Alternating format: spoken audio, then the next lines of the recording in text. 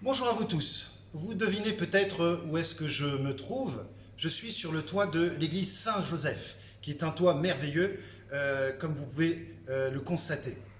Alors, pour cette cinquième séance, après avoir suivi Jésus dans le désert, Jésus avec les tentations, Jésus va appeler ses premiers disciples. Et donc nous allons nous arrêter sur ce passage-là où nous allons lire chez Saint Matthieu et chez Saint Jean l'appel des premiers disciples. Il faut savoir que avant d'être apôtres, ils ont dû apprendre à connaître Jésus, le connaître dans toute son humanité, dans toute la beauté de ce qu'il voulait présenter.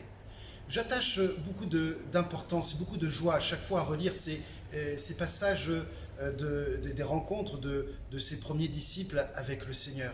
Euh, Peut-être que les évangiles ne rendent pas toujours compte de l'ensemble de ce qui s'est passé, mais nous pouvons le deviner en compilant les quatre évangiles, en voyant que chez Saint Jean, ce sont d'abord les premiers disciples, André, qui était des disciples de Saint Jean le Baptiste, qui a montré le Christ comme l'agneau de Dieu et qu'il fallait le suivre. Et c'est à Jésus qui lui demande, Maître, où demeures-tu?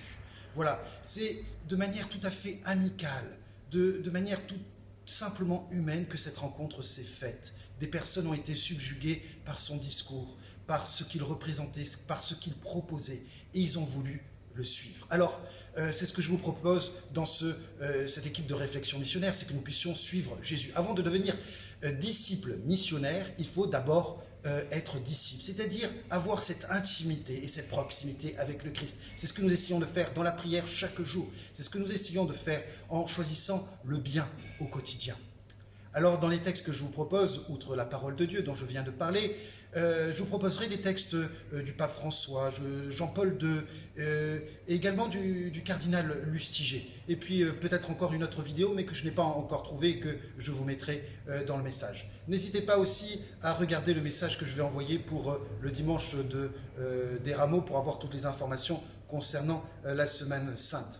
Je vous souhaite à tous de bonnes lectures et soyez assurés de ma prière pour vous, de tout mon amour pour tous les paroissiens, pour que vous puissiez tous grandir en sainteté et vous rapprocher de Jésus-Christ.